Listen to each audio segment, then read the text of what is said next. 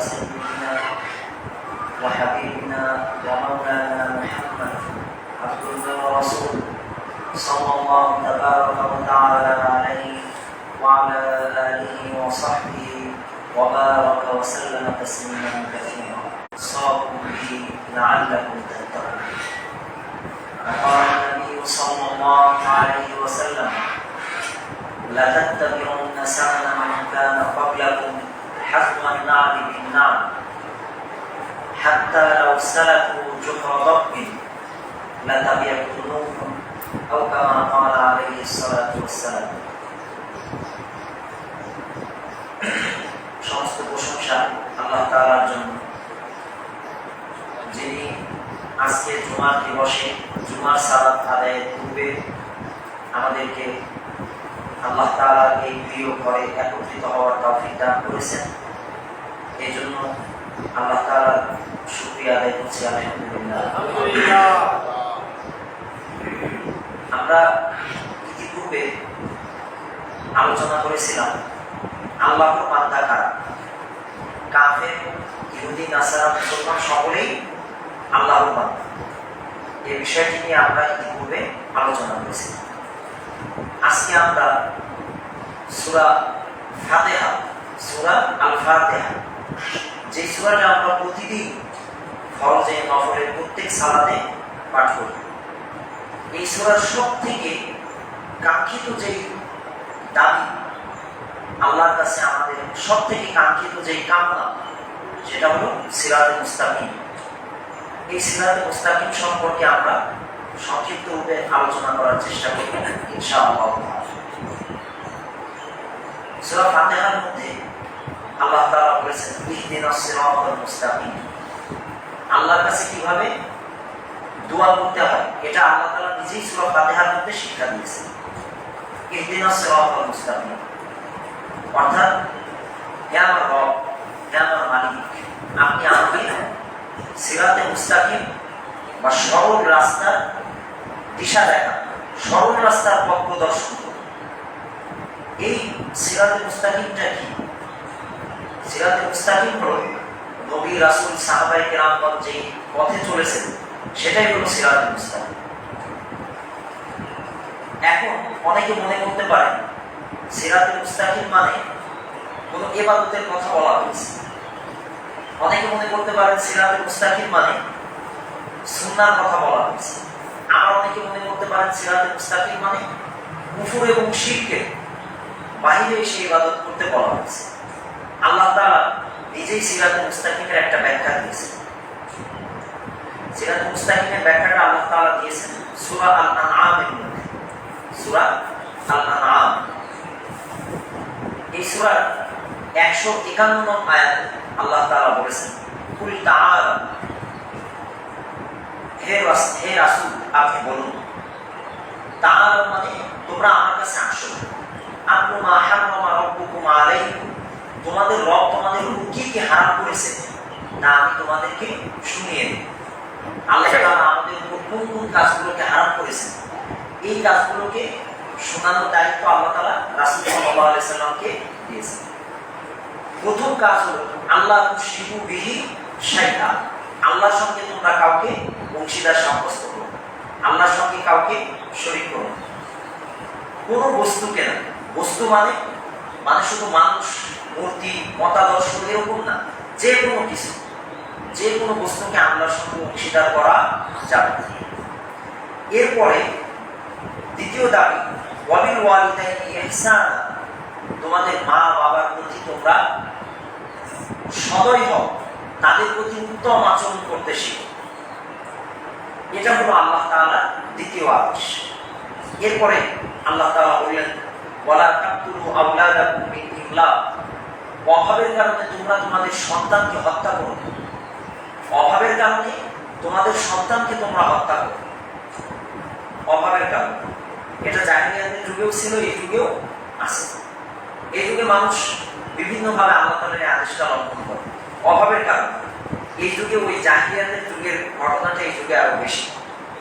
জাহেলিয়াতের যুগে সরাসরি সন্তানকে হত্যা করা, মাটির নিচে পুঁতে রাখা হতো, এটা তো জাহেলিয়াতের যুগ। কন্যা সন্তান হলে মাটির নিচে তাকে পুঁতে ফেলা হয়। কিন্তু এই যুগে কি করা হয়, এই যুগে জাহেলিয়াতের ওই রীতিটা আরেকটু আপডেট হয়েছে, মানে আরেকটু নতুন রূপে এসেছে। আগে বিয়ে করা যাবে না, আগে অনার্স মাস্টার্স পড়ালেখা শেষ করতে হবে এবং ডিগ্রির নামই দিয়েছে ব্যাচেলর। ব্যাচেলর দিয়েছে ডিগ্রির নাম, মানে অবিবাহিত। তাহলে অভাবের কারণে সন্তানকে হত্যা করা, এর অর্থ এরকম না যে আপনি সন্তান দিলেন তারপর অভাবের কারণে হত্যা করে ফেললেন, এরকম না। বরং আপনি অভাবের ভয়ে বিবাহ করতেছেন না, ওইটাও কিন্তু অভাবের কামনা থেকে এই কাজটা আপনি করতেছেন। এরপরে আল্লাহ তাআলা বললেন, নাহনু নারযুকুকুম ওয়া ইয়্যাকুম, আমরা তোমাদেরকেও রিজিক দিব, তাদেরকেও রিজিক, তোমাদেরকেও তাদেরকেও, উভয়কে রিজিক দেওয়ার দায়িত্ব কার? আল্লাহ তাআলা। তিনটা আদেশ আল্লাহ তাআলা দিলেন। চার, চতুর্থ আদেশ আল্লাহ তাআলা দিলেন, ওয়ালা তাকরাবুল ফাওয়াহিশা মা যাহারা মিনহা ওয়া মা বাতান, প্রকাশ্য এবং গোপন। মা যাহারা মিনহা মানে প্রকাশ্য, আর বাতিন মানে গোপনে। প্রকাশ্যে অথবা গোপনে কোনো অশ্লীল কাজ তোমরা করবে না। লা তাকরাবুল ফাওয়াহিশ, অশ্লীল কাজের নিকটেই যেও না। আল্লাহ তাআলা অশ্লীল কাজের নিকটে যাওয়াকে হারাম করে দিয়েছে। অশ্লীল কাজের নিকটে যাওয়া মানে অর্থাৎ এমন একটা পরিবেশ, যে পরিবেশে গেলে গুনাহ হওয়ার সম্ভাবনা আছে, ভয় আছে, তাহলে ওই পরিবেশের কাছেই আপনি যেতে পারবেন। ওয়ালা তাকরাবুল ফাওয়াহিশা মা যাহারা মিনহা ওয়া মা বাতান। এরপরে আল্লাহ তাআলা বলেছেন, ওয়ালা তাকতুলুন নাফসাল্লাতী হারামাল্লাহু ইল্লা বিল হক। এটা হলো পঞ্চম আদেশ। পঞ্চম আদেশ, এখানে অধিকাংশ আদেশগুলোই নিষেধাজ্ঞা, অধিকাংশ আদেশগুলোই কি নিষেধাজ্ঞা। পঞ্চম পর্যায়ে আল্লাহ তাআলা বললেন, ওয়ালা তাকতুলুন নাফসাল্লাতী হারামাল্লাহু ইল্লা বিল হক, কোন নফসকে, কোন প্রাণকে হত্যা করো না। হারামাল্লাহু, যে প্রাণকে আল্লাহ তাআলা হত্যা করতে নিষেধ করেছেন, হারাম করে দিয়েছেন। যে কোনো প্রাণী, যে কোনো মানুষ, তাকে হত্যা করার অনুমতি নেই যতক্ষণ পর্যন্ত শরীয়তে দলিল না পাওয়া যায়।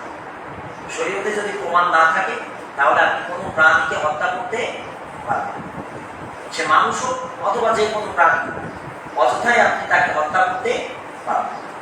যেমন রাসূল সাল্লাল্লাহু আলাইহি ওয়াসাল্লাম বলেছেন, তিরমিজি ইবনে মাজাতে হাদিসটি আছে, উকতুলু খামসা ফাওয়াসিক, পাঁচটা ফাসিক প্রাণীকে তোমরা হত্যা করো। কিছু প্রাণী আছে যে প্রাণীগুলো মানুষের ক্ষতি করতে পারে, এই প্রাণীগুলো যদি ক্ষতির আশঙ্কা থাকে তাহলে এই প্রাণীগুলোকে আপনি হত্যা করে ফেলবেন। যেমন কাক, তারপরে ইঁদুর, এই প্রাণীগুলো যদি মানুষের ক্ষতি করার ভয় থাকে, সাপ, এই জাতীয় প্রাণী, বিষধর যে সমস্ত হিংস্র প্রাণী আছে, বিচ্ছু, এগুলোকে হাদিসে ফাসিক বলা হয়েছে। ফাসিক মানে ফাসেকা, ফাসেকা মানে হলো এগুলো ক্ষতি করার উদ্দেশ্যে কাজ করতে পারে। এই সমস্ত প্রাণীগুলোকে রাসূল সাল্লাল্লাহু আলাইহি ওয়াসাল্লাম হত্যা করার আদেশ দিয়েছেন। যদি এরকম সম্ভাবনা থাকে যে এই প্রাণীগুলো আপনার ক্ষতি করবে, যদি ক্ষতির সম্ভাবনা না থাকে তাহলে আপনি সাপকে হত্যা করতে পারবেন। একবার কোনো একটি দেশে, ইউরোপের কোনো একটি দেশে, ওই দেশের লোকজন প্রচুর পরিমাণে সাপ হত্যা করে, প্রচুর পরিমাণে হাজার হাজার সাপ তারা মেরে ফেলে। সাপ মারার পরে এখন হঠাৎ তারা কিছুদিন পরে দেখলো তাদের ক্ষেত, খামার, ফসল সব কিছু উজাড় হয়ে নষ্ট হয়ে যাচ্ছে। কেন? বিভিন্ন ধরনের পোকামাকড়, বিভিন্ন ধরনের ইঁদুরে পুরা ক্ষেত ভরে গেছে। এই ইঁদুর থেকে বাঁচার আর কোনো কি নাই, উপায় নাই। ওই হাজার রকমের বিষ, হাজার রকমের মেডিসিন দিয়ে ইঁদুর নিধন করা সম্ভব হচ্ছে না। কেন? সাপ নাই যে। বাধ্য হয়ে সেই দেশ আরেক দেশ থেকে সাপ কিনে অর্ডার করে নিয়ে এসে নিজের দেশে আবার সাপের রোপণ করবে। তাহলে আল্লাহ তাআলা প্রকৃতির ভারসাম্য নষ্ট হয় এমন যে কোনো কিছু করতে নিষেধ করেছে।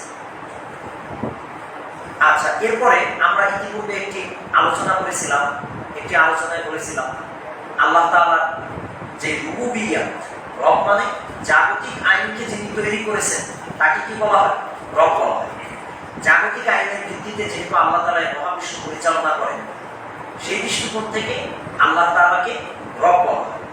আর আল্লাহ যেহেতু আমাদের কাছ থেকে ইবাদতের দাবি করেছেন, যে ইবাদতটা আমরা ডিরেক্টভাবে আল্লাহর সামনে পেশ করি একমাত্র মাবুদ হিসাবে, সেই দৃষ্টিকোণ থেকে তিনি আমাদের কাছে ইলাহ অথবা মাবুদ হয়েছেন। তাহলে প্রকৃতির ভারসাম্য ঠিক রাখা এটা হলো রবের আইন, মানে আল্লাহ তাআলার রুবুবিয়্যাতের একটা অংশ। এরপরে আল্লাহ তাআলা বললেন ইল্লা বিল হক, তবে যদি কোনো কারণ পাওয়া যায়, হক মানে ন্যায়সঙ্গত কোনো কারণ যদি পাওয়া যায়, তাহলে কোনো প্রাণীকে হত্যা করা যেতে পারে। আল্লাহ তাআলা বললেন এই বিষয়গুলোর ব্যাপারে তিনি তোমাদেরকে ওসিয়ত করছেন। আল্লাহ তাআলা তোমাদেরকে উপদেশ দিচ্ছেন, ওসিয়ত করছেন। আল্লাহ তাআলার উপদেশ বা ওসিয়ত মানা কি হয়? ফরজ। এরপর আল্লাহ তাআলা বললেন লাআল্লাকুম তা'কিলুন, যেন তোমরা অনুধাবন করতে পারো, যেন তোমরা অনুধাবন করতে পারো। এটা মানুষ এত বছর পরে এসে অনুধাবন করতে পারে না। হাজার হাজার লক্ষ লক্ষ সাপকে তারা মেরে ফেলেছে। তাহলে আল্লাহ তাআলা অন্যায়ভাবে একটা প্রাণকেও হত্যা করতে কি করেছেন? নিষেধ করেছেন। এরপরে 152 নং আয়াতে, পরবর্তী আয়াতে আল্লাহ তাআলা বলেন 6 নং আদেশ, এটাও নিষেধাজ্ঞামূলক, ওয়ালা তাকরাবু মালাল ইয়াতীমি ইল্লা বিল্লাতী হিয়া আহসান, তোমরা এতিমের মাল, এতিমের সম্পদে কোনো তসরুফ করো না। এতিমের সম্পদে তসরুফ করো না। এতিমের সম্পদ মানে একজন ব্যক্তি যার কোনো অভিভাবক নেই, বাবা নেই। অনেকে বলেছেন বাবা নেই, অনেক মুফাসসির বলেছেন মা বাবা কেউই নেই। তবে সঠিক মত হলো যার এমন কোনো অভিভাবক নেই যে তার খেয়াল রাখে অথবা তার অভিভাবকত্বের দায়িত্ব নেই, এরকম কোনো অভিভাবক তার। একজন ব্যক্তির মা বাবা আছে, কিন্তু মা বাবা বিছানায় পড়ে আছে আর ছেলেটাও অসহায়, তাহলে ওই ছেলেটা এতিম। একজনের বাবা মারা গেছে, বাবা মারা গেছে, তাই কি হয়েছে? তার তো 1 কোটি টাকার সম্পদ আছে, সে আবার এতিম হলো কিভাবে?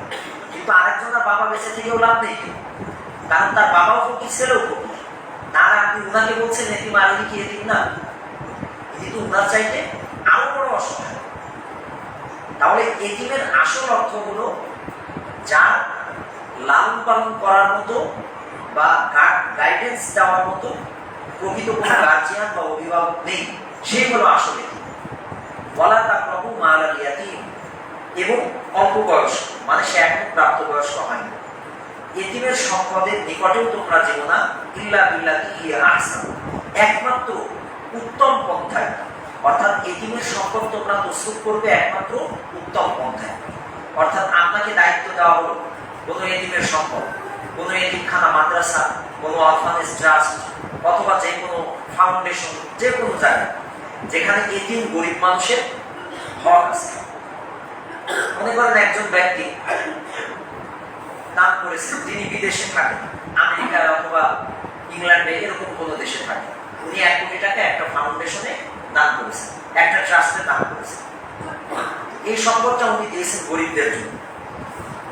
অর্থাৎ এই সম্পদটা যাদের জন্য দেওয়া হয়েছে তারা হলেন এতিম, যাদের সামর্থ্য নেই সম্পদ উপার্জনে, কিন্তু তাদের সম্পদ কোনোভাবে উপার্জন হয়েছে, অন্য কোনো মানুষ দিয়েছেন অথবা বাবার সূত্রে পেয়েছেন বা যে কোনোভাবে উনি সম্পদের মালিক হয়েছেন। এখন এই সম্পদটা আপনাকে তসরুফ করতে হবে অত্যন্ত সাবধানে, মানে এই সম্পদটার আয় ব্যয় অত্যন্ত সাবধানে করতে হবে। এটাই আল্লাহ তাআলা বলেছেন। তার মানে ওই যুগের চাইতে এই যুগের জন্য এই আয়াতটা আরো বেশি গুরুত্বপূর্ণ। এই যুগে বিশাল বড় বড় ফাউন্ডেশন হয়েছে, বড় বড় এনজিও হয়েছে, যেখানে হাজার কোটি টাকার লেনদেন হয়, এতিম গরিবদের জন্য, অসহায়দের জন্য লেনদেন হয়। তাহলে এখানে আল্লাহ তাআলা এটাকে অত্যন্ত সাবধানে লেনদেন করার আদেশ দিয়েছে। হাত্তা ইয়াবলুগা আশুদ্দাহু, এতিমের সম্পদ আপনি লেনদেন করতে পারবেন কতক্ষণ পর্যন্ত? যতক্ষণ সে প্রাপ্ত বয়স্ক না হয়। হাত্তা ইয়াবলুগা আশুদ্দাহু, অর্থাৎ প্রাপ্তবয়স্ক মানে যে বয়সে পৌঁছে গেলে সে তার সম্পদকে যথাযথভাবে ব্যবহার করতে পারে, এরকম বুদ্ধি বিবেক যে বয়সে হবে সেই বয়সে তার সম্পদ তার কাছে হস্তান্তর করে দিতে হবে।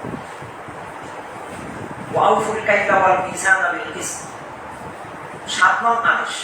7 নং আদেশটা হলো আদেশ সূচক। আল্লাহ তাআলা বললেন আউফুল কাইলা ওয়াল মিজান, তোমরা পাত্র এবং দাড়িপাল্লা পূর্ণ করে দাও। পাত্র এবং দাড়িপাল্লা পূর্ণ করে দাও।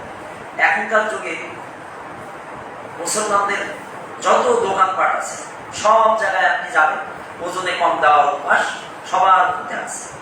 ওজনে কম না দিলে ব্যবসা না, ওজনে কম না দিলে ব্যবসায় না। আপনি দোকান থেকে ওজন করে নিয়ে এসেছেন, বাড়িতে যদি আপনার কাছে বাটখারা বা দাড়িপাল্লা থাকে বা ইলেকট্রনিক মেশিনও যদি থাকে, আপনি সেখানে মাপলে দেখবেন অনেক কম আছে, 50 গ্রাম, 20 গ্রাম, কখনো 100 গ্রাম, এরকম কম থাকে। এবং ওজনে কম দেওয়ার জন্য মুসলমানরা বিভিন্ন রকমের পদ্ধতি এবং উপায় আবিষ্কার করে, উপায় অবলম্বন করে। কিন্তু এটা ইউরোপ আমেরিকায় নেই, ইহুদি নাসারাদের মধ্যে তো এই স্বভাব নেই। কেন নেই? কারণ মুসলমানদের মধ্যে একটা অহংকার জেগে বসেছে। মুসলমানদের সব থেকে বড় অহংকার হল সূরা ফাতিহা থেকে শুরু হয়েছে। সূরা আল ফাতিহা এই আয়াতের, এই সূরার শেষের আয়াতে আল্লাহ তাআলা বলেছেন, সিরাতাল্লাযীনা আন'আমতা আলাইহিম গায়রিল মাগদুবি আলাইহিম ওয়ালাদ-দাল্লিন।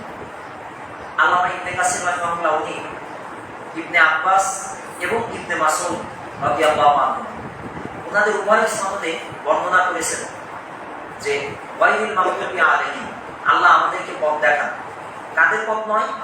যাদের উপরে আপনার গোসা এবং লানত পতিত হয়েছে, যাদের উপরে আপনি গোসা করেছেন বা আপনার গজব নাজিল হয়েছে, এদের পথ আপনি আমাদেরকে দেখাবেন। এরা কারা? এদের তাফসীর করেছেন আল্লামা ইবনে কাসির, ইহুদি। এরা কারা? এবং একই রকম ভাবে ওয়ালাদ-দাল্লিন, এবং আল্লাহ আপনি আমাদেরকে তাদের পথে পরিচালিত করবেন না যারা পথভ্রষ্ট।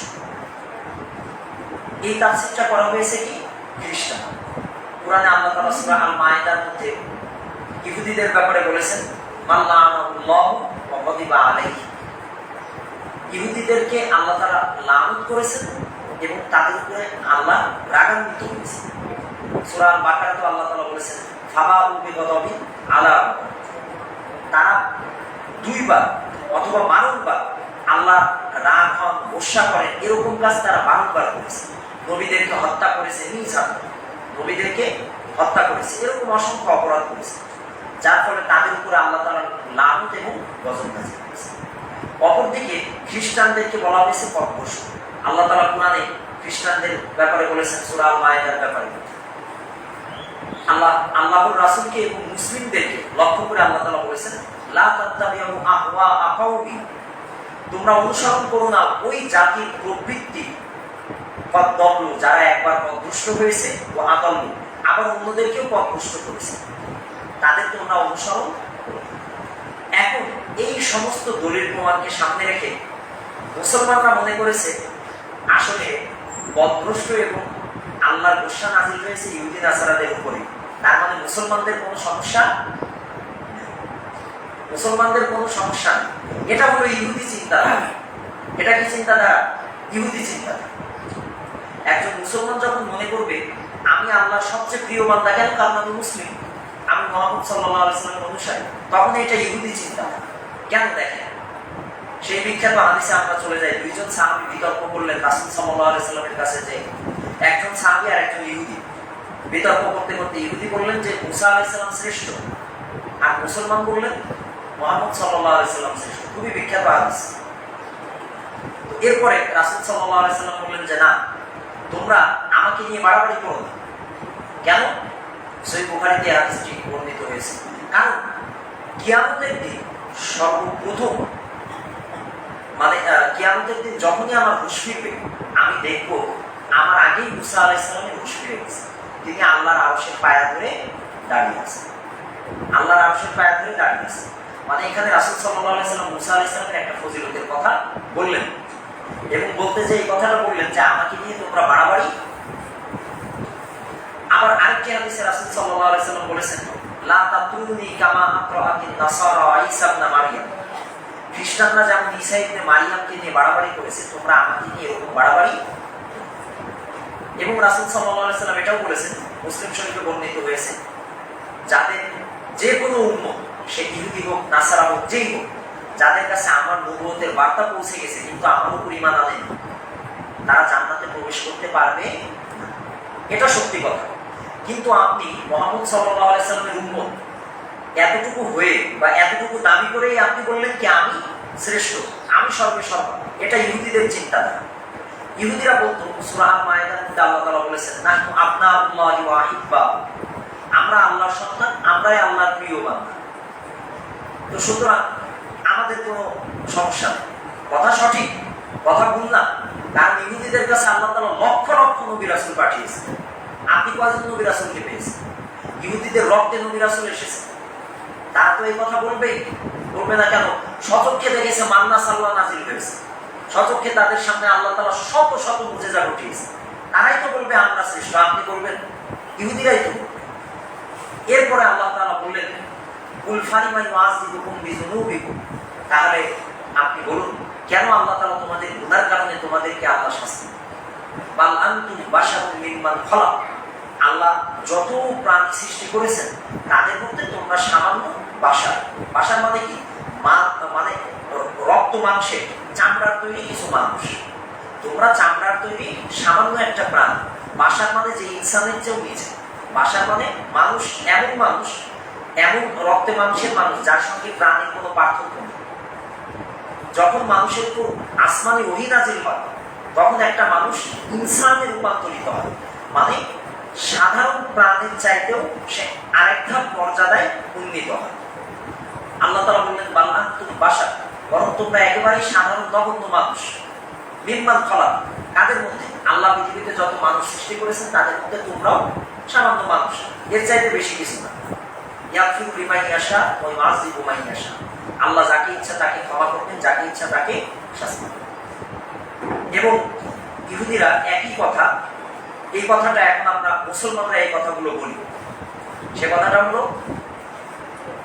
আমি যেহেতু মুসলমান হয়েছি, মান ক্বালা লা ইলাহা ইল্লাল্লাহ মুখলিসান বিকলবিহি দাখালাল জান্নাহ, এই হাদিসটা নিয়ে আমরা অহংকার করি যে লা ইলাহা ইল্লাল্লাহ এটা ইখলাসের সঙ্গে অন্তর থেকে পাঠ করবে, বিকলবিহি অন্তরে এটা ধারণ করবে। মুখে তো বলবেই, মান ক্বালা মানে মুখে তো বলতেই হবে, অন্তরে এটাকে ধারণ করবে ইখলাসের সঙ্গে, দাখালাল জান্নাহ, সে জান্নাতে প্রবেশ করবে। এখন আমরা মনে করি যেহেতু আমরা লা ইলাহা ইল্লাল্লাহ মুহাম্মাদুর রাসূলুল্লাহ বলেছি, তাই আমরা জাহান্নাম থেকে বেঁচে গেছি।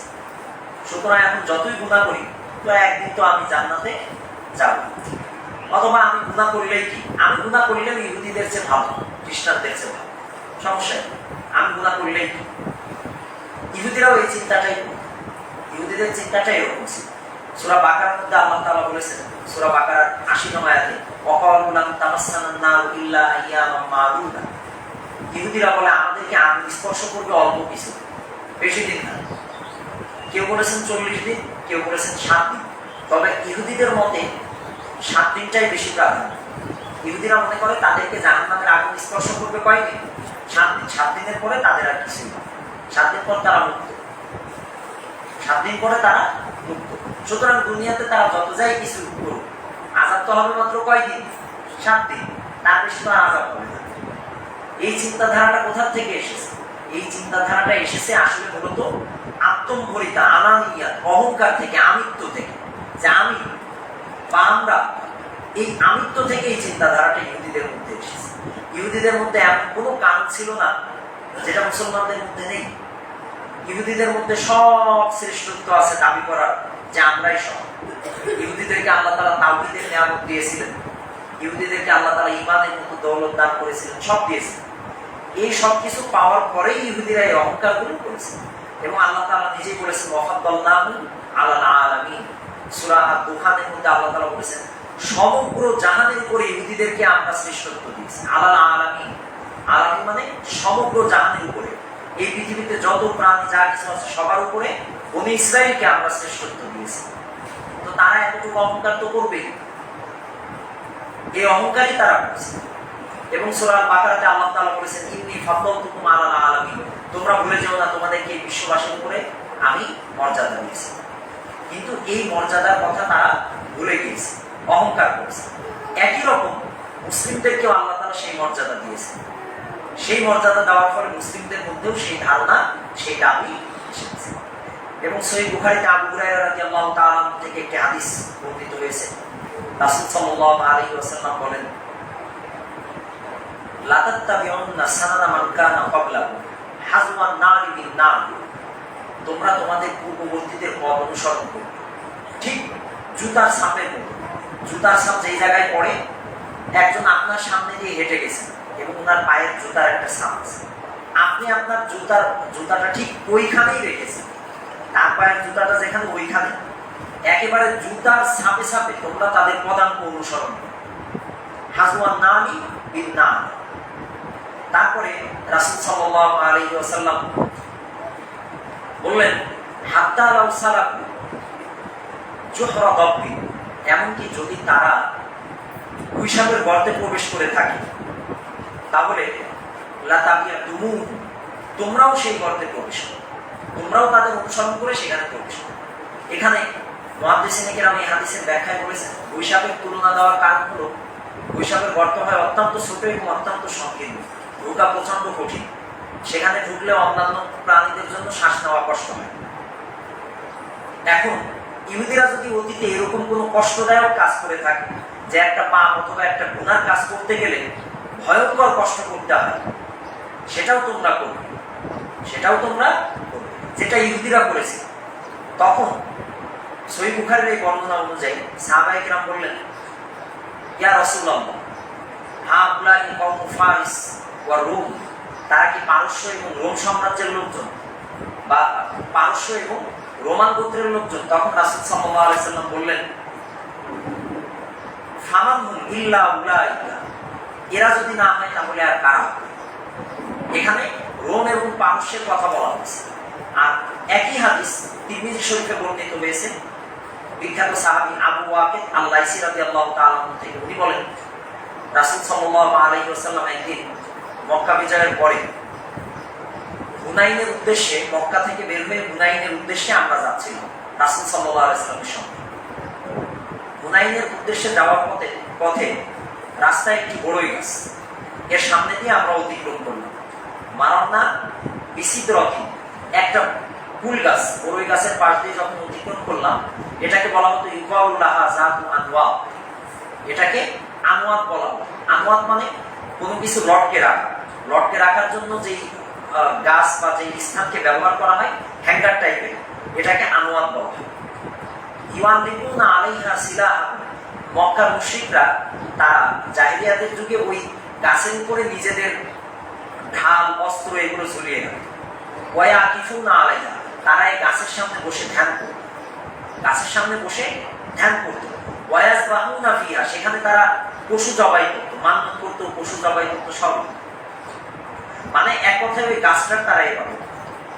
ওই গাছের পাশ দিয়ে যাওয়ার সময় সাহাবায়ে কেরাম বলে ফেললেন, খুবই বিখ্যাত হাদিস, সহিহ হাদিস, সাহাবায়ে কেরাম বলে ফেললেন যে ইজআল লানা যাতা আবওয়াকি, হে আল্লাহর রাসূল, আমাদের জন্য এরকম একটা গাছ যেখানে আমরাও আমাদের অস্ত্র ঢালগুলা লটকে রাখবো, আমরাও আমাদের আবেগগুলাকে প্রশমিত করব, এরকম একটা গাছ আমাদের জন্য বানাবো। তখন রাসূল সাল্লাল্লাহু আলাইহি সাল্লাম বললেন, ইন্নাকুম কুলতুম কামা ক্বালা কওমু মূসা ইজআল লানা ইলাহান কামা লাহুম আলিহা, তোমরা ঠিক ওই কথাই বলেছো যেটা মূসার কওমরা বলেছিল। মূসাকে কি বলেছিল? আমাদের জন্য ইলাহ, আমাদের জন্য একজন মাবুদ তৈরি করে দিন, মানে গাঠনিক, যার শরীর থাকবে বা একটা অস্তিত্ব থাকবে, যাকে আমরা সরাসরি পূজা করতে পারি, এরকম একজন ইলাহ বা একজন মাবুদ তৈরি করে দিন। কামা লাহুম আলিহা, ঠিক যেমন তাদের অনেক ইলাহ আছে। বনী ইসরাইল যখন তারা আল্লাহ তাআলা ফিরআউনকে যখন ডুবিয়ে দিলেন এবং বনী ইসরাইল যখন লোহিত সাগর পাড়ি দিয়ে এই পাশে চলে আসলো ফিলিস্তিনের অঞ্চলে, ওই সময় তারা সেখানে একটি কওমকে দেখতে পেল যারা মূর্তির পূজা করত। তখন তারা মূসা আলাইহিস সালামকে বললো যে ইজআল লানা ইলাহান কামা লাহুম আলিহা, তাদের যেমন অনেক উপাস্য আছে, আমাদের জন্য একজন উপাস্য বানাও। তখন মূসা আলাইহিস সালাম বললেন, ইন্নাকুম কওমুন তাজহালুন, তোমরা তো জাহিল সম্প্রদায়, অজ্ঞ মূর্খ, তোমাদের এই মূর্খতা এখনো তোমাদের অন্তর থেকে দূর হয়। তাহলে রাসূল সাল্লাল্লাহু আলাইহি সাল্লাম সাহাবীদেরকে কি বললেন? তোমাদের এই কথাটা বনী ইসরাইলের ওই কথার মতোই, মানে আমরা হুবহু বনী ইসরাইলদের অনুসরণ করতেছি, আমরা খুব বেশি দূরে না, মানে আমাদেরকে খুব বেশি শ্রেষ্ঠ মনে করার কিছু নাই, তাহলে আমাদের যে চারিত্রিক ত্রুটিগুলো এগুলো আমরা দেখতে পাই না। কেন দেখতে পাই না? কারণ তার একটা বড় কারণ হলো সূরা ফাতিহার মধ্যে আপনি যে তাফসীরটা পড়েছেন, গায়রিল মাগদুবি আলাইহিম ওয়ালাদ-দাল্লিন। মাগদুব আলাইহি কারা? ইহুদিরা, আর দাল্লিন হলো খ্রিস্টান। আব্দুল্লাহ ইবনে মাসউদ এবং ইবনে আব্বাস রাদিয়াল্লাহু আনহুমা তারাই তাফসীর করেছেন ওই সময় অনুযায়ী। ওই সময় সাহাবাদের যুগে এই কথা সঠিক ছিল, অক্ষরে অক্ষরে সঠিক ছিল। কিন্তু এখনকার যুগে এসে এই কথাটা পুরোপুরি আমাদের ক্ষেত্রে এটা প্রযোজ্য নয়। এই যুগে অনেক মুসলমান আছে যারা শিরিক করে, অনেক মুসলমান যারা বেদাত করে। বেদাত করলে আল্লাহর গজব তার উপর নাযিল হয়, না হয় না? হয়। তাহলেই তো মাগদুব আলাইহি হয়ে গেল মুসলমান। তো আবার আপনার ওই অত দূর ইহুদি যাওয়া লাগবে কেন? খালি আপনার চোখে খালি ইহুদি আর নাসারাই পড়ে। নিজেকে কখনো আপনি কুরআনের আয়নায় দেখতে পান না। আপনার চারিত্রিক ত্রুটিগুলোকে কুরআনের আয়নায় আপনি কখনো দেখতে পান না। এই জন্য বারবার আপনি কুরআনের আয়নায় ইহুদি এবং নাসারাদেরকে দেখেন। কুরআনের আয়নায় বারবার ইহুদি এবং নাসারাদেরকে দেখার চেষ্টা করেন। কুরআনে যে দোষ ত্রুটি বলা হয়েছে এগুলো বারবার তাদের উপরে চাপিয়ে দেওয়া হয়। আল্লাহ তাআলা বলেছেন, ওয়া মান ইউশরিক বিল্লাহি ফাকাদ দাল্লা দালালান বাঈদা। যে আল্লাহর সঙ্গে শিরক করলো সে পথভ্রষ্ট হয়ে গেল, অনেক দূরে চলে গেল হক থেকে। তো শিরক মুসলমানরা করে না? করে। তো অনেক মুসলিম শিরক করে, অনেক। তাহলে তার উপর সে কি পথভ্রষ্ট না? সে তো নাসারাদের ওই পথেই চলে গেল। তাহলে ওয়ালাদ-দাল্লিন বলে আপনি পড়লেন কি? নাসারা। তার মানে এখানে মুসলমান নাই। আপনি মনে করলেন মাশাআল্লাহ ভালোই তো, তাহলে আমি যেহেতু মুসলমান হয়েছি তাহলে আমার সমস্যা নেই। এবার আমি বেদাত করলেই কি আর যা কিছুই করি আমি তো মুসলমান, সমস্যা নেই। তাহলে এখানেই হলো আমাদের সবচেয়ে বড় সমস্যা। আমরা কুরআনের আয়নায় নিজেদেরকে দেখতে পাই না। সমালোচনার জায়গাগুলোতে বারবার ইহুদি এবং নাসারাদেরকেই দেখি। আবার আল্লাহ তাআলা সূরা আন-নিসার মধ্যে বলেছেন, ওয়া মান কাতালা মুমিনান মুতাআম্মিদান। কোনো ব্যক্তি যদি কোনো মুমিনকে ইচ্ছাকৃতভাবে হত্যা করে, ফাজাযাউহু জাহান্নাম খালিদান ফিহা, তার প্রতিদান, তার শাস্তি হলো সে জাহান্নামে চলে যাবে, স্থায়ী পাবে। ওয়া গাদিবাল্লাহু আলাইহি, আল্লাহ তাআলা তার উপর আল্লাহর গজব পতিত হবে। ওয়া লাআনাহু, আল্লাহ তাআলা তার উপরে লানত করেছে, আল্লাহর অভিশাপ তার উপরে পতিত। তাহলে একজন মুমিনকে কেউ যদি ইচ্ছাকৃত হত্যা করে, মুসলমানদের ইতিহাসে এরকম নেই যে মুমিন ভাইকে ইচ্ছাকৃতভাবে জেনে বুঝে হত্যা করেছে, নাই? বহুত আছে। দেশে দেশে ক্ষমতার দ্বন্দ্বে এক মুসলিম ভাই আরেক মুসলিম ভাইকে হত্যা করতেছে। সম্পদের দ্বন্দ্বে এক মুসলিম ভাই আরেক মুসলিম ভাইকে হত্যা করেছে। তাহলে মুসলমানদের উপরেও আল্লাহর গজব নাজিল হয়। তাহলে এখান থেকে আমরা বুঝলাম যে আল্লাহ তাআলা আমাদেরকে যেই রাস্তার হেদায়েতের কথা বলেছেন, সেই রাস্তার যেই অপশনগুলো আল্লাহ তাআলা এখানে বললেন, এরপরে এখানে মোট 6-7টা পয়েন্ট আমরা উল্লেখ করেছি। তারপরে আল্লাহ তাআলা বলেন, লা ইউকাল্লিফু নাফসান ইল্লা উসআহা। আমরা কোনো মানুষকে, শুধু মানুষ না, যে কোনো ব্যক্তি, সত্তা, যে কোনো প্রাণী, যে কোনো সত্তাকেই আমরা তার দায়িত্বের বা সাধ্যের অতিরিক্ত কোনো দায়িত্ব চাপিয়ে দেব। লা ইউকাল্লিফু নাফসান ইল্লা উসআহা। এরপরে 8 নম্বরে আল্লাহ তাআলা বললেন, অষ্টম, ওয়া ইযা কুনতুম ফাদিলু ওয়ালাউ কানা যা কুরবা। যখন তোমরা কথা বলো তখন ন্যায়সঙ্গত কথা বলো। কথা বলার সময় আমরা অনেক সময় ভুল করে ফেলি, মানে আমাদের যে ট্র্যাক এটা হারিয়ে ফেলি। মানে গুরুত্ব বোঝাতে যে এমন এক কথা বললেন, সরাসরি আপনি রাসূল সাল্লাল্লাহু আলাইহি সাল্লামের সত্তার উপরে আঘাত করলেন, বললেন না উনিও পারবেন না। গুরুত্ব বোঝাতে যে আপনি বললেন উনিও পারবেন না। আবার অনেক সময় কথার গুরুত্ব বলতে যে আপনি বললেন তোমার কুরআন কেউ মানে না, নাউযুবিল্লাহ। এই ধরনের কথা আমরা গুরুত্ব বোঝাতে যে বলি, এটা আল্লাহ তাআলা বললেন, ওয়া ইযা কুলতুম, যখন তোমরা কথা বলো, ফাদিলু, মানে ন্যায়পরায়ণতার সঙ্গে কথা বলো। আদল মানে কি? প্রান্তিকতায় না যাওয়া, বাড়াবাড়ি না করা, ছাড়াছাড়ি না করা। এর মাঝখানের রাস্তা হলো আদালত। আর এই আসল যে ট্র্যাক, একবারে মাঝখানের যেই রাস্তা, সিরাতে মুস্তাকিম, কথা বলার সময় এখান থেকে আমরা দূরে সরে পড়ি। মানে গুরুত্ব বোঝাতে যে আপনি নাপাককে পবিত্র বলে ফেলতেছেন, আবার পবিত্র বিষয়কে নাপাক বলে ফেলতেছেন। আবার ইহুদিদেরকে, খ্রিস্টানদেরকে আপনি বেশি মান্যতা দিয়ে দিচ্ছেন। তাহলে এইটা যেন কখনো এরকম না হয়।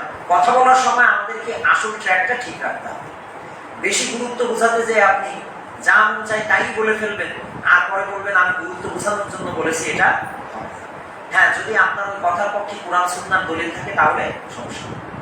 এরপর আল্লাহ তাআলা বললেন ওয়াইজা কুনতুম ফাদিলু ওয়ালাউ কানা যা কুরবা, যখন তোমরা কোনো কথা বলো তখন ন্যায়সঙ্গত কথা বলো। এরপরে বললেন ওয়াবি আহদিল্লাহি আউফু, এবং তোমরা আল্লাহর অঙ্গীকার পূর্ণ করো।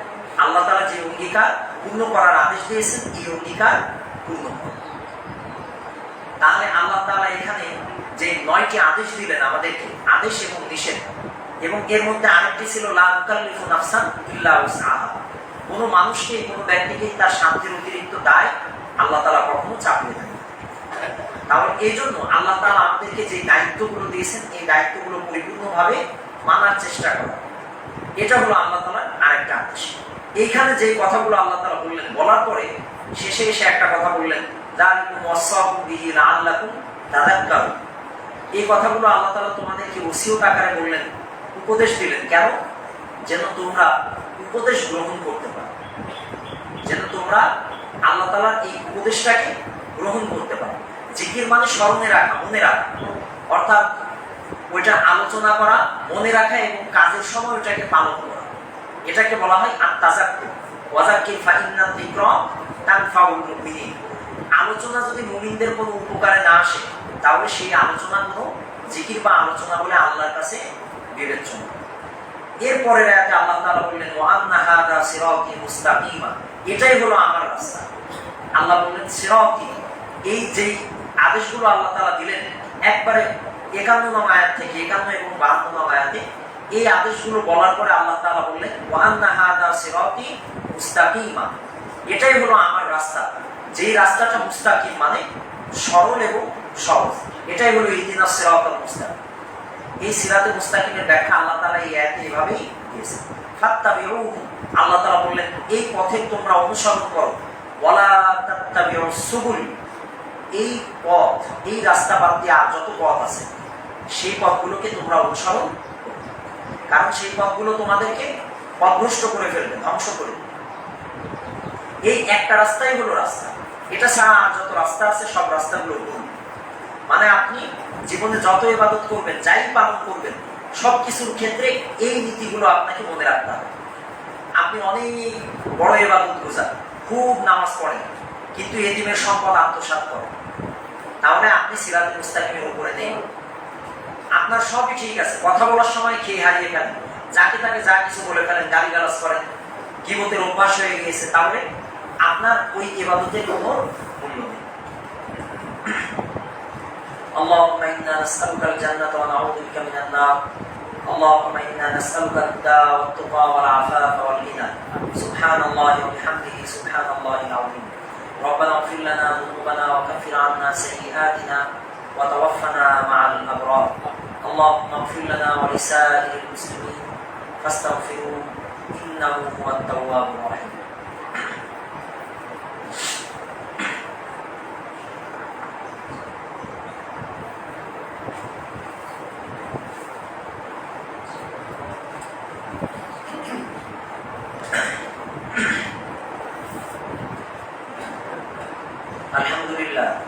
الحمد لله نحمده ونستعينه ونستغفره ونعوذ بالله من شرور أنفسنا ومن سيئات أعمالنا من يهده الله فلا مضل له ومن يضلل فلا هادي له ونشهد أن لا إله إلا الله وحده لا شريك له ونشهد أن سيدنا وسندنا ومولانا محمد عبده ورسوله صلى الله تبارك وتعالى عليه وعلى آله وصحبه وبارك وسلم تسليما كثيرا أما بعد فأعوذ بالله من الشيطان الرجيم بسم الله الرحمن الرحيم وما آتاكم الرسول فخذوه وما نهاكم عنه فانتهوا واتقوا الله إن الله شديد العقاب قال تبارك وتعالى في آية أخرى قل يا أهل الكتاب لا تغلوا في دينكم غير الحق ولا تتبعوا أهواء قوم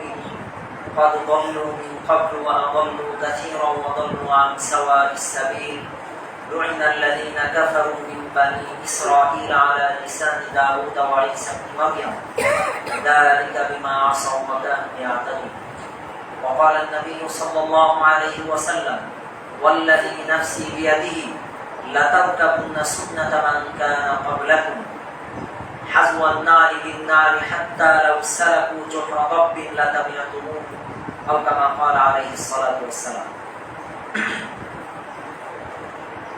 আল্লাহ তাআলার অশেষ মেহেরবানি যে আমরা প্রথম খুতবায় সিরাতে মুস্তাকিম সম্পর্কে আমাদের সাধ্যমতো আলোচনা করার চেষ্টা করেছি। যদি এখানে কোনো ভুল হয়ে থাকে তাহলে সেটা আমার পক্ষ থেকে এবং শয়তানের ওয়াসওয়াসায় হয়েছে, শয়তানের ধোঁকায় হয়েছে। আর যা কিছু ঠিক হয়েছে সবই আল্লাহ তাআলার তাওফিকে হয়েছে। আমরা সিরাতে মুস্তাকিমের আলোচনায় যে পয়েন্টগুলো উল্লেখ করেছি, এই পয়েন্টগুলোর ক্ষেত্রে আয়াতের শুরুতে আল্লাহ তাআলা একটা আমাদেরকে ইঙ্গিত দিয়েছে, একটা তালমিহ দিয়েছে। সেটা হলো কুল তাআলাউ আতলু মা হাররামা রাব্বুকুম। এখানে আল্লাহ তাআলা নিজের যে ইলাহি সত্তা, উলুহিয়াতের যে সত্তা, এটার কথা বলেন, বরং রুবুবিয়াতের কথা বলেছেন। আতলু মা হাররামা রাব্বুকুম আলাইকুম, তোমাদের রব তোমাদের জন্য যা কিছু হারাম করেছেন সেই বিষয়গুলো তোমাদের কাছে আমি বর্ণনা করি। হে নবী, আপনি বলুন তোমাদের রব তোমাদের উপরে যা কিছু হারাম করেছে সেগুলো আমি বর্ণনা করবো, তোমরা আসো। তার মধ্যে প্রথম বিষয় হলো আল্লাহ তুশরিকু বিহি শাইআ। আল্লাহ তাআলার রুবুবিয়াতের আইন, মানে জাগতিক আইনে আল্লাহর সঙ্গে কোনো প্রাণী, পৃথিবীর কোনো বস্তু কখনোই আল্লাহর সঙ্গে কাউকে অংশীদার করতে পারে না, কখনোই অংশীদার করতে পারে না, আল্লাহর সঙ্গে কাউকে শরীক করতে পারে না। এটা সম্পূর্ণ আল্লাহর আইনের পরিপন্থী। আল্লাহ তাআলার রুবুবিয়াতের আইন সম্পর্কে আমরা ইতিপূর্বে আলোচনা করেছিলাম। কুরআনে আল্লাহ তাআলা যেটাকে ফুরকান বলেছেন, ফুরকান মানে মুজিজা। আল্লাহ তাআলা মুসা আলাইহিস সালামকে অনেকগুলো মুজিজা দিয়েছেন, ঈসা আলাইহিস সালামকেও দিয়েছেন, মুহাম্মদ সাল্লাল্লাহু আলাইহি সাল্লামকেও দিয়েছেন। এই মুজিজাগুলোর মূল তাৎপর্য ছিল আল্লাহ তাআলা জাগতিক বিধানকে যে আইনের ভিত্তিতে পরিচালনা করেন। উদাহরণস্বরূপ, আগুনে যদি আপনি হাত রাখেন আপনার হাত পুড়বে। আপনি নবী হন, শয়তান হন, রাসূল হন, যেই হন, আপনি মানুষ, আগুনে আপনি হাত রেখেছেন আপনার হাত পুড়বেই পুড়বে, এটাই সাধারণ নিয়ম। কিন্তু এই নিয়মটাকে যখন ভঙ্গ করা হয়, মানে একজন মানুষ আগুনে হাত রেখেছে তারপরেও পুড়ছে না, এই নিয়মটাকে যদি কেউ ভঙ্গ করেন, সত্যি সত্যি যদি উনি এই নিয়মটাকে ভঙ্গ করতে পারেন, চোখের ভেলকি না, চোখের ভেলকি আলাদা জিনিস, চোখের ভেলকি অনেক জাদুকররা দেখাতে পারে, কিন্তু আগুনের মধ্যে ঢোকার পরেও একজন মানুষ পুড়লো না, তাহলে বুঝতে হবে এটা আল্লাহর পক্ষ থেকে প্রদান করা একটা নিদর্শন বা মুজিজা। অর্থাৎ আল্লাহ তাআলার যে জাগতিক আইন, রুবুবিয়াতের যে আইন, এই আইনকে ভঙ্গ করা একমাত্র সম্ভব আল্লাহর পক্ষে। আল্লাহ ছাড়া অন্য কেউ এই আইন ভঙ্গ করতে পারে না। এবং ইতিপূর্বে আমরা আলোচনা করেছিলাম, আধুনিক যুগে বিজ্ঞানীরা অনেক আবিষ্কার করেছেন, অনেক আবিষ্কার করেছেন। এই আবিষ্কারগুলো মূলত আল্লাহ, অনেকে আমরা মনে করি যে আল্লাহকে চ্যালেঞ্জ করা হচ্ছে।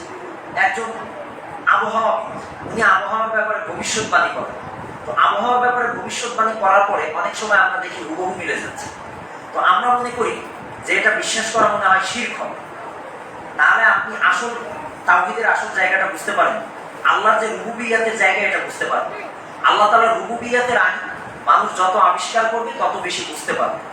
রুবুবিয়াতের আইন হলো আপনি এই গতিতে যদি চলতে পারেন তাহলে মাধ্যাকর্ষণ শক্তিকে আপনি ভেদ করতে পারবেন, রকেট নিয়ে উপরে উঠতে পারবেন। এটা হলো রুবুবিয়াতের আইন। এটা মানুষ শুধুমাত্র আবিষ্কার করেছে, আর কিছুই করে। এই আইনকে ভঙ্গ করেনি, এই আইনকে মেনেই মানুষ উন্নতি করেছে। একই রকম আবহাওয়ার ব্যাপারে মানুষ যদি 100 বার ভবিষ্যৎবাণী করে আর প্রত্যেকটা ভবিষ্যৎবাণী যদি 100% মিলে যায়, তাও এতে অবাক হওয়ার কিছু নেই। কেন কিছু নেই? কারণ এটা ওই আগুনের মতোই। আগুনে হাত রাখার পরে মানুষ যখন বুঝলো কি ব্যাপার, আগুনে হাত দিলে তো হাত পুড়ে যাবে। তো এটা যেমন মানুষ আবিষ্কার করে ফেললো যে আগুন আমাকে পুড়িয়ে ফেলতে পারে, এটা যেমন খুবই স্বাভাবিক বিষয়, একই রকম আবহাওয়ার ব্যাপারে ভবিষ্যৎবাণীটা খুব স্বাভাবিক বিষয়। কেন? কারণ আবহাওয়া কখন কি হবে সেটা তো আল্লাহ তাআলা একটা আইনের ভিত্তিতে পরিচালনা করে। সেই আইনটা আল্লাহ তাআলা কিভাবে সিস্টেম এবং পদ্ধতিগতভাবে তৈরি করেছেন সেটা যদি আপনি অনুধাবন করেন বা বুঝতে পারেন কোনো ম্যাথমেটিক্সের মাধ্যমে, কোনো সূত্র ফর্মুলার মাধ্যমে, তাহলে বুঝতে হবে সেই জ্ঞানটা আল্লাহ তাআলা আপনাকে দিয়েছেন, সেই জ্ঞানের মাধ্যমে আপনি ভবিষ্যৎবাণী করছেন। এটাকে ইলমুল গায়েব বলা হয়। ইলমুল গায়েব বলা হয় সূত্র, থিওরি, ফর্মুলা ব্যতীত কোনো কিছু ভবিষ্যৎবাণী করা এবং সেটা অ্যাকুরেট হওয়া, যেটা নবী রাসূলগণ করেছেন। রাসূল সাল্লাল্লাহু আলাইহি সাল্লাম যে ভবিষ্যৎবাণীগুলো করেছিলেন এগুলো কোনো সূত্র বা ফর্মুলা অনুযায়ী ছিল না, কিন্তু বিজ্ঞানীরা যে আবহাওয়ার প্রেডিকশন করেন এটা কিন্তু ফর্মুলা অনুযায়ী, যে আপনার আগামীকাল বা পরের দিন বা এক সপ্তাহ পরে এই ঝড় বা এই সমস্যা হতে পারে। এটা 80% 90% অ্যাকুরেট হয়। কিন্তু এটাতে আপনি মনে করলেন কি ব্যাপার, তারা কি ইলমুল গায়েব জানে না? কিনা ইলমুল গায়েব জানবে কেন? তারা তো ইলমুল জাহির জানে, মানে যেটা বাহ্যিক। তারা অঙ্ক কষে দেখেছে যে পৃথিবীর ইতিহাসে যখনই ঝড় হয়েছে তার আগে এই ঘটনাগুলো ঘটেছে। তাহলে আগে যদি এই ঘটনা ঘটে তাহলে এরকম ঝড় হতে পারে, আগে যদি এই ঘটনা ঘটে তাহলে এরকম হতে পারে। এইভাবে মানুষ এখান থেকে শিক্ষা নিয়ে ফর্মুলা তৈরি করে এটাকে প্রেডিকশন করে। সুতরাং এখানে আল্লাহ তাআলা রুবুবিয়্যাতের আইনকে মেনে নিয়ে এই কাজটা করা হয়। এখন আমি আপনি মনে করলাম যে না, এটা বিশ্বাস করা ঈমান বিরোধিতা। ঈমান বিরোধিতার কি আছে? ঈমান বিরোধিতার কিছুই নেই, এটা হলো ম্যাথমেটিক্স, আর কিছুই না। তাহলে আল্লাহ তাআলা রুবুবিয়্যাতের যে স্থান থেকে আমাদেরকে আদেশ দিলেন আল্লাহর সঙ্গে কাউকে শরীক বা অংশীদার সাব্যস্ত করা যাবে না। পৃথিবীতে সমস্ত বস্তু আল্লাহ তাআলার নিয়ম মানতে বাধ্য। এরপরে আল্লাহ তাআলা বললেন যে বিষয়গুলো আমাদের সমাজে বেশি বেশি লঙ্ঘন করা হয়, এতিমের সম্পদ আত্মসাৎ করা যাবে না, অঙ্গীকার আল্লাহর দেওয়া অঙ্গীকারগুলো পূর্ণ করতে হবে, ওজনে কম দেওয়া যাবে না। ওজনে আমরা সবসময় কম দেওয়ার চেষ্টা করি। কেন? কারণ আমরা মনে করি ওজনে কম দিয়ে আমি 10 টাকা 20 টাকা বা 100 টাকা লাভ করতে পারলে অনেক কিছু হয়ে গেল বা অনেক ধনী হয়ে গেল। এই জায়গা থেকে, এই সংকীর্ণ মানসিকতার জায়গা থেকে আমরা আমাদের অল্প কিছু টাকার বিনিময়ে আমাদের চরিত্রকে নষ্ট করে ফেলি, বিক্রি করে ফেলি। এবং সুবহানাল্লাহ, অনেকে তো মনে করেন এটা বৈধ, মানে এই যুগে কেউই সৎ না, সুতরাং আমিও কি হব? অসৎ হব, এটাই স্বাভাবিক। এই কথা বলে অনেকে বৈধতা দেয় যে আমরা যাদের কাছ থেকে কিনি তারাও আমাদের সঙ্গে এরকমই করে। অনেক মুরগি পচা থাকে, ফেলে দিতে হয়, এজন্য আপনাদের সঙ্গেও আমরা একটু চিটারি বাটপারি করি, মানে আপনাদের সঙ্গেও আমরা একটু ধোঁকাবাজি করি, প্রতারণার আশ্রয় নিই। এটাকে অনেকে বৈধ মনে করে। এর কারণ হলো আমরা ইবাদতের ব্যাপারে যত বেশি গুরুত্ব দিয়েছি, চরিত্রের ব্যাপারে সেই গুরুত্বটা আমরা দিতে পারি। এটা হলো আমাদের ভুল ভ্রান্তির জায়গা, এবং আমরা নিজেদেরকে শ্রেষ্ঠ মনে করি। আমরা ওই হাদিসগুলো ভুলে গেছি যেখানে রাসূল সাল্লাল্লাহু আলাইহি ওয়াসাল্লাম বলেছেন, তোমরা পূর্ববর্তীদেরকে, ইহুদি এবং নাসারাদেরকে হুবহু অনুসরণ করো। সাহাবায়ে কেরাম রাদিয়াল্লাহু তাআলা বললেন, ক্বালু ইয়া রাসূলুল্লাহ হুমুল ইয়াহুদ ওয়ান নাসারা, তারা কি ইহুদি এবং নাসারা? রাসূল সাল্লাল্লাহু আলাইহি ওয়াসাল্লাম বললেন, মান হুম ফামান হুম, তাহলে তারা কারা? যদি ইহুদি নাসারাই না হয় তাহলে তারা কারা? তাহলে ইহুদি এবং নাসারাদের আমরা সেই পথে চলে গেছি। এজন্য আমাদেরকে বুঝতে হবে যে আল্লাহ তাআলা আমাদেরকে যে ঈমান এবং তাওহীদের মতো মূল্যবান সম্পদ দান করেছেন, এটার দ্বারা আমাদের চারিত্রিক, সামাজিক লেনদেন, সামাজিক এবং চারিত্রিক আন্দোলন বা বিকাশ ঘটাতে হবে। যদি এটা আমাদের মধ্যে না আসে তাহলে আমাদের এত ইবাদত, এত তাওহীদ, এর কোনো মূল্যায়ন আমরা পাবো। এবং দুনিয়াতে মুসলিমরা সারা জীবন বিপর্যস্ত এবং পর্যদস্ত হতে থাকবে, কাফের ইহুদি নাসারাদের কাছে মার খেতে থাকবে। কেন? কারণ আমাদের মধ্যে আর ইহুদিদের মধ্যে কোনো পার্থক্য থাকবে না। আল্লাহ তাআলা সূরা তাওবার মধ্যে বলেছেন, কাতিলুহুম, তোমরা তাদের সঙ্গে যুদ্ধ করো, কেতাল করো, ইউআযিবুহুমুল্লাহু বিআইদিকুম, আল্লাহ তোমাদের হাত দিয়ে তাদেরকে শাস্তি দিবেন। কোথায় সেই মুসলিমরা? সেই মুসলিমরা আজকে নেই, তাদের সেই চরিত্র, মহত্ব, সেগুলো আমাদের মধ্য থেকে চলে গিয়েছে। এজন্য আমাদেরকে একই সঙ্গে ইবাদত এবং চরিত্র উভয় দিকেই রক্ষা করতে হবে। আল্লাহ তাআলা আমাদের সকলকে মানা এবং বোঝার তৌফিক দান করুন। ربنا آتنا في الدنيا حسنة وفي الآخرة حسنة وقنا عذاب النار ربنا اغفر لنا ولوالدينا وللمؤمنين يوم يقوم الحساب اللهم اجعلنا ممن نصر دين محمد صلى الله عليه وسلم اللهم اخذل من خذل دين محمد صلى الله عليه وسلم ولا تجعلنا منهم عباد الله لا تدابروا ولا تحاسدوا ولا تباغضوا وكونوا فيما بينكم إخوانا وأعوانا وأنصارا ربنا اغفر لنا ذنوبنا وكفر عنا سيئاتنا وتوفنا مع الأبرار ربنا اغفر لنا ولوالدينا وللمؤمنين يوم يقوم الحساب ربنا اصرف عنا عذاب جهنم إن عذابها كان غراما ربنا اصرف عنا عذاب جهنم إن عذابها كان غراما اللهم لا تسلط علينا من لا يخافك فينا ولا يرحمنا اللهم انصر إخواننا المسلمين اللهم انصر إخواننا المجاهدين على سائر الكفار واليهود والهنود والنصارى والمشركين. اللهم انصر إخواننا عليهم. اللهم أنزل عليهم بأسك الذي لا ترده عن القوم المجرمين. اللهم إنا نجعلك في نحورهم ونعوذ بك من شرورهم. اللهم دمر ديارهم. اللهم مزق جمعهم. اللهم خالف بين كلمتهم. اللهم زلزل أقدامهم وأنزل عليهم بأسك الذي لا ترده عن القوم المجرمين. ربنا تقبل منا إنك أنت السميع العليم وتب علينا إنك أنت التواب الرحيم. سبحان ربنا رب العزة عما يصفون وسلام على المرسلين والحمد لله رب العالمين.